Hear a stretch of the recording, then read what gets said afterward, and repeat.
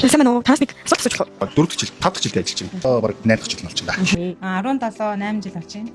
4 жил болчихж байна. Аваад нэг одоо 10 жил болчихтой. Чанартай найзыг үйлч, найз хамт олонтой. Нэг төрөлсөд очроос айгүй амар байдаг те. Өөр газраас хайж яваад байхгүй. Тэгээд нэг дороос бүгдийг авчиж болдог гэсэн. Зүгээр найдвартай, хоёрдугаар чанартай, хамгийн зузаан нь яг л барьдаг чанартай.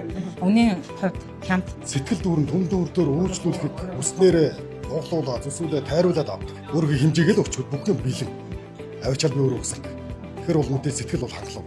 Сандарсан үед унаад хэрэг байхгүй л унаад хэрэг болоод явуулчихдаг. За нэгдүгürt бас ингэ найрсаг харилцаа байдаг. Хоёрдугаар нөгөө төмрийн чанар бол яг нөгөө нэрсэн ханы зузаандаа бас хүрдэг. Хүссэн үйлчлэгийг авч чаддаг байхгүй. Одоо хүссэн төмрөө хүссэн хэмжээр тасдуулаад, хайжлуулаад, нуглуулад авч чаддаг учраас надад бол нэг хэмжилт байх гэдэг. За одоо юу авах вэ?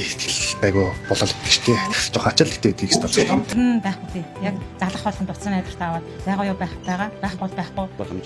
Тэгээ одоо энэ ингээд төмрийн бодлооны хажууд дахиад энэ дэлгүүр нэгдсэн тийм. Бид нэр одоо сангийн юм авлаа гэдэг эндээсээ холбох хэрэгсэл тэгээд нэг дороос авч байгаа бас их боломж юм болсон. Сайн ажиллаж байгаа гэж бодож байна. Хүн хүлээхгүй байна. Мумаа дорн төсвөлээд хариулаад авч байна. Нуулуулаад авч байна.